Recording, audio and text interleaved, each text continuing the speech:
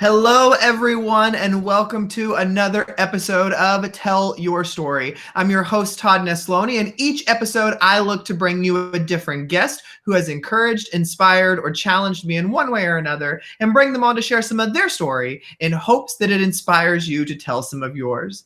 I am so proud of myself today, guys, for organizing this conversation because let me tell you, I struggle with time zones here in the United States, but trying to figure out the correct time zone conversion for talking with someone from Australia, whew, that was complicated for me. But I am thrilled to have my guest, Darren Cox, all the way from Australia here today. Darren, kind of tell everybody who you are.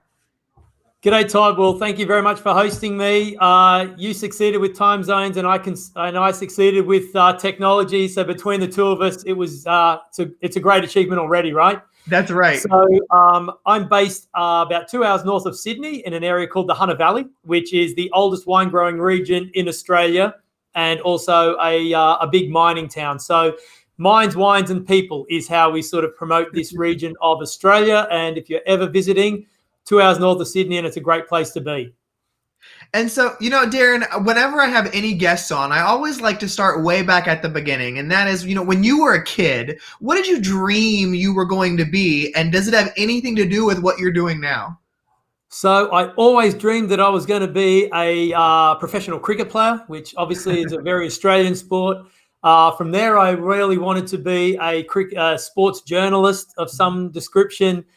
And through a act of fate, I ended up missing out on a sort of an apprenticeship internship in a journalism place, and so I ended up in a local school. And from there, it really sparked a love of working with young people. At about a similar time, I happened to see the movie To Sir with Love, very old movie. I am that old, and that just really said, man, I want to be that guy that makes a difference in those kids' lives. Yeah. And so as I went through my teaching career, I started out in Western Sydney in a sort of a little bit of a rougher space out there, and where students, it was more about their behaviour than it was about so much outcome 1A. Then I worked for a behaviour modification unit for a while, which was working with the more challenging behavioural students in some of those more challenging schools. Right. From there, I ended up over in London for a couple of years, teaching in some really, really rough areas there.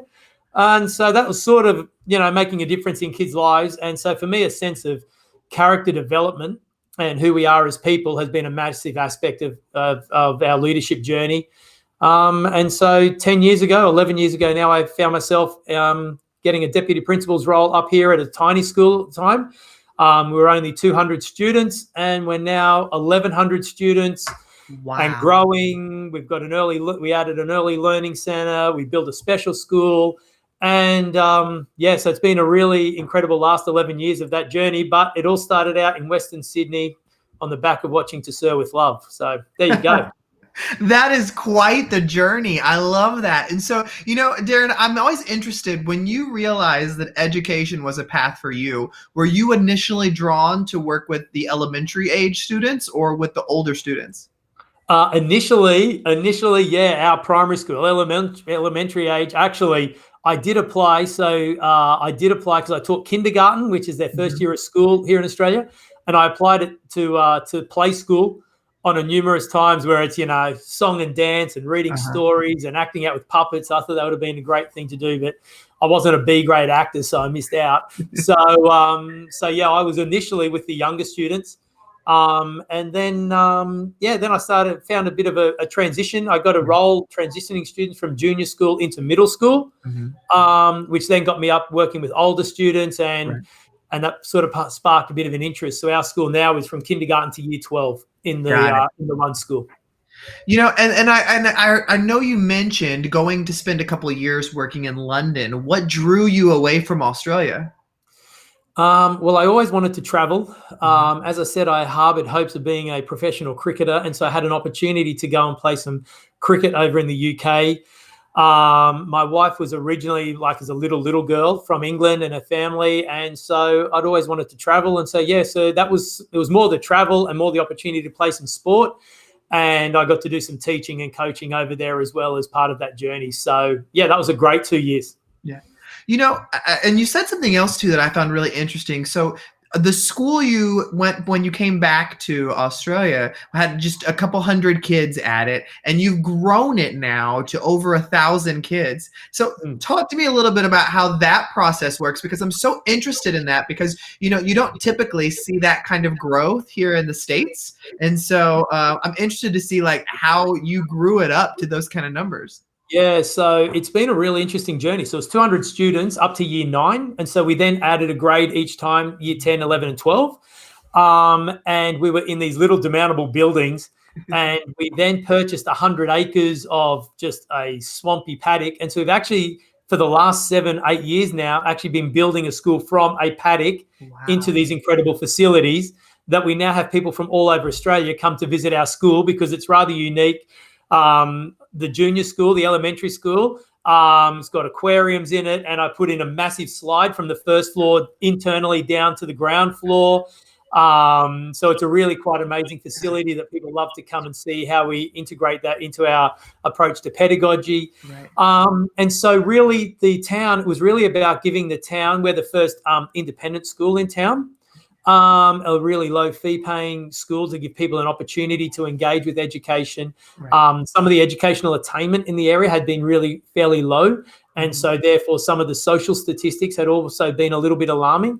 And that was what originally drew me up to the region. I thought, wow, if we could get a school going in that space that actually was really kicking some goals, potentially we get to change the fabric, the tenor of the whole town. And so that was really what drew me up here initially. And it's just been an incredible journey of leadership, right? Casting a compelling vision, leading people through change process, setting high expectations, all the things that we all read about in leadership. Had the absolute incredible opportunity to do that. There was 14 staff when I first started. Yeah. We've now got 146 staff, plus the staff in our special school and early learning centre. And so that's been an incredible journey of bringing people on and going with the journey and raising up leaders and believing in students and seeing their lives transform. So, yeah, there's power in education, and you would like to think that, I don't know, you create the type of place, community, and that's what schools really are. They're almost the last bastion of community, right? And so everyone wants good things for young people. And so let's do that together, and let's see if we can make it happen. And so we've gone from this school of 200 to now, just over 1,100 and continuing to grow. We're expecting to grow to about 1,600. And we're now a school of choice in our region, which has been, an exciting opportunity. And I know with that, a number of different accolades have come the school's way, which has been rather nice and unique on top of that. You don't go into teaching for those awards, but it's a nice thing. Well, it's got to be great too to have seen it through the whole process, to know that you've been there so long that you've got to see the growth happen. And so, backing up just a little bit, I'd love to know, what was that moment that you realized that, you were a teacher, you were in the classroom doing your thing, and then you realized a leadership role might be the next step? Was there something that kind of like kicked that into your brain? Yeah, there was 2 things. So I had, I'm a fairly high energy type of guy, right? And so in school, I was always taking a sporting team and taking this sporting team and putting on a show. I was doing all these extra things, and would get involved in different committees within the school just because it keeps my brain occupied and keeps me out of trouble, like I used to get into when I was a young fella. So that keeps me engaged. And so I've always had that. And so our school actually won an award for our approach to PDHPE in the primary school. I had a district supervisor say, "Oh, wow, you're the assistant principal." I said, "No, I'm a classroom teacher." Yes, you should be considering leadership. So that was the first time anyone in education had considered that I could actually be a leader in education. So that sort of sparked, okay, I wonder if there's something in that for me. And very shortly after, I was sitting in a staff meeting, and the staff meeting went for about an hour. And the whole hour was talking about what color pencil we could use to mark students' work. You can't use red pencil because kids don't want to see red writing on their work, etc. And I'm sitting there going, do you know something? If I was running this meeting, we wouldn't have to sit here for an hour talking about what color pencil we could mark students' work and give them some feedback on. And so those 2 things happened within about a month. And it was then straight after that I then started to think, okay, well, maybe there's something in that, and applied for a position as an assistant principal and then a deputy. And There we go. I love that. That's such a great story because I love when there's those moments that you're like, nope, it just clicked that if I were leading this, that would not be happening. And so I want to take that leap and try that. And clearly you are exactly where you're meant to be too. But knowing that the success you've had, the school, the great work at the school, all these things, one thing that I talk about a lot in these Tell Your Story episodes is still in the midst of great things happening and success is still kind of that battle with doubt or that battle with comparison of, am I the right person to do this, or somebody said this and now I'm thinking these things. How do you personally keep doubt at bay so that it doesn't take root in your own life? Yeah, that's really good, right? So well-being, our positive approach to well-being is a massive aspect of us growing as individuals. Mm-hmm. So in that journey for me, it's really important that as I look at leadership development of staff and as I consider staff well-being and staff development, actually I'll spend a lot of time and resource into actually how we can help people be the best versions of themselves, rather than necessarily how we can teach this curriculum dot point better. I think that actually if we're the best versions of ourselves and we're in a healthy space, then the teaching in the space actually flows from that. So I spend a lot of time actually helping people in that. And as a principal, I've had I'm a primary school teacher, right? I've had no training in extra training. It's not like there's this special manual that I read that no one else read. Right. So what qualifies me, right? We're just going through this COVID experience and the whole community is looking to me to guide us through safely as to regulations and rules. Mate, I don't know. I'm reading the same information everybody else is. So of course that causes doubt in your mind, and essentially I'm making it up. Right? I tell staff all the time, just wear a big suit, smile a lot, and people start to believe you, right? Yep.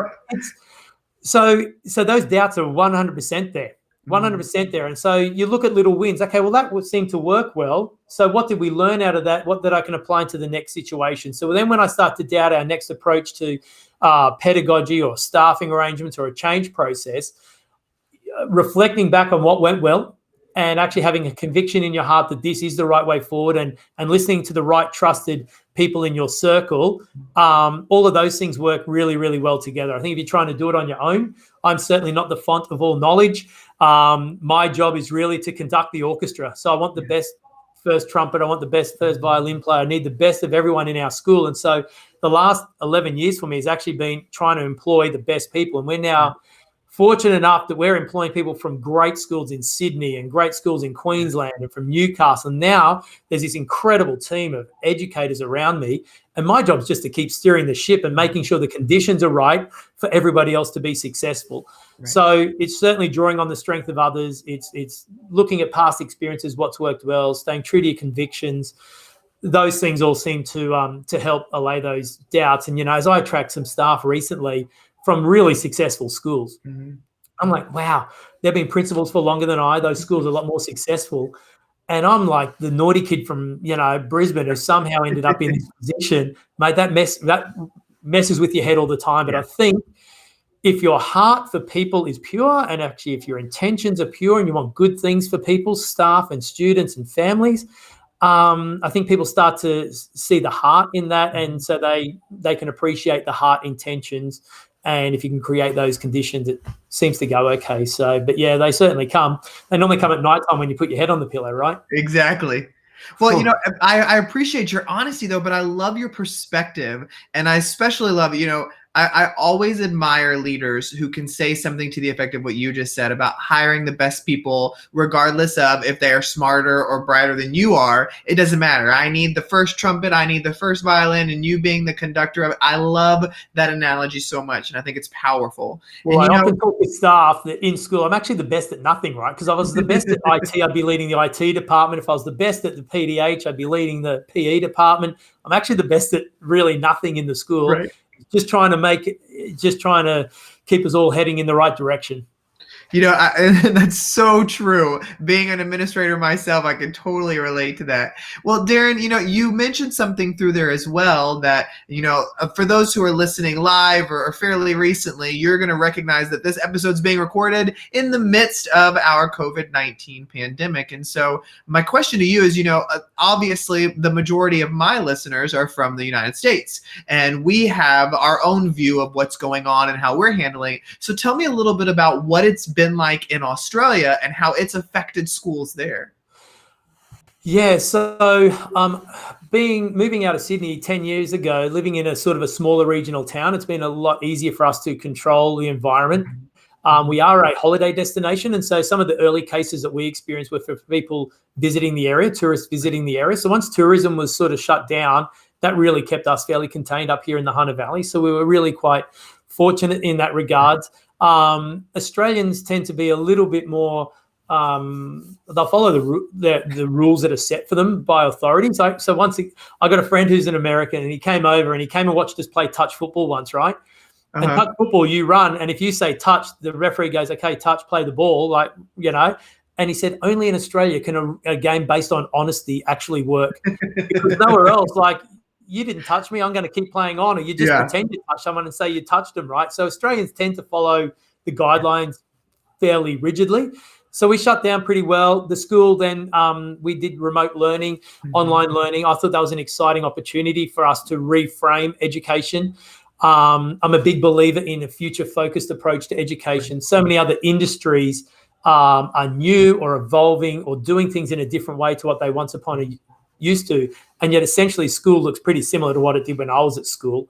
And so I've been a big advocate for we should be shaking this up. And every person's been through school, so everyone has an idea.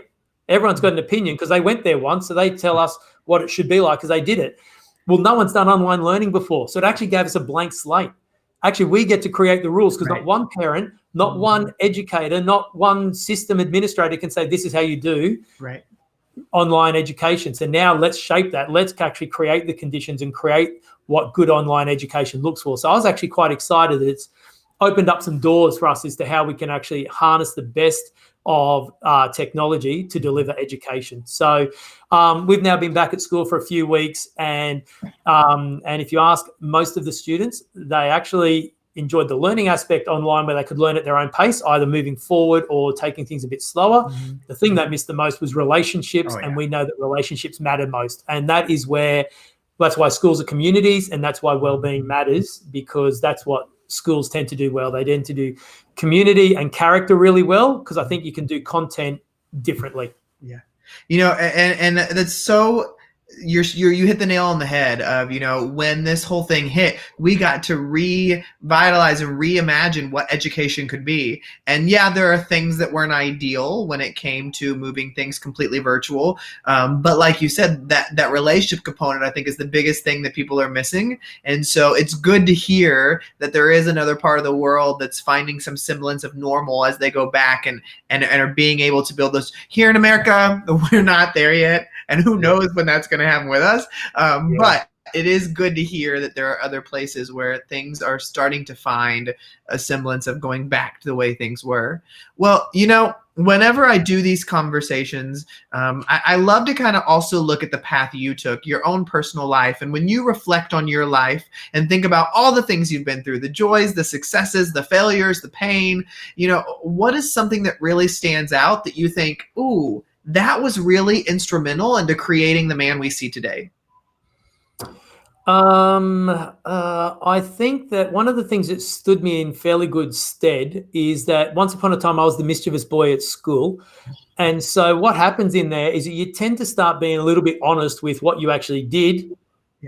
What you said. And so you start to own some of those behaviors a little bit more because you're getting in trouble. And so you sort of learn to go, yeah, I did that and I did that one. And so that sense of honest reflection that I had to take on as a young person, I think that's something that really has been instrumental for me, is that actually along the way, accepting feedback from people who have said, Darren, the way you spoke to that student, or the way you dealt with that situation, or look, have you considered this way? So that having that sense of, okay, how do we actually do that has been really important to me.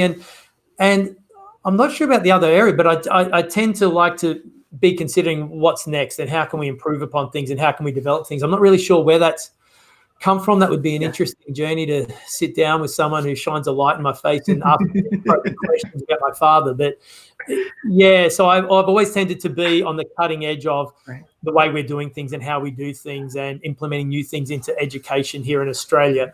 And so I get to speak at a number of conferences about that around Australia. But I'm not sure really where that comes from. But that's something that has really kept me energized through school. Well, Darren, I have so enjoyed this conversation. And one final question that I always like to end Yep. these on are, I believe as people, there are things we hold really close to our foundation and are who we are. And so for anybody listening or watching today, if they were to walk away with one thing from today, what would your one thing be for them? Cool. So if you're a school leader, it would be about creating culture. I believe heavily that leaders need to consider how they create culture in schools. I think sometimes we allow things to occur as opposed to being intentional. Mm-hmm. And for everybody else out there, live life with purpose and passion. Like, they're my two sort of words: purpose and passion. Enjoy what you do, be great at it, and be intentional around it, and make schools fun and engaging for young people, because they're excellent, and they need people who believe in them and want to set high standards and get them to meet expectations beyond what they would think of for themselves. So there's some of my takeaways. Our culture at school here, for those listening, is what I call playful but professional. Let's enjoy life, laugh at ourselves, enjoy each other's company, but we're going to be the best at what we do. So for us, our school culture, playful and professional. There you go. Well, Darren, I have loved today's conversation. And from one side of the planet to the other, we got to have this today. So thank you so much for making some time to come on Tell Your Story. You're very welcome, Todd. Thank you for hosting me, and have a great day, everyone. Thanks for tuning in.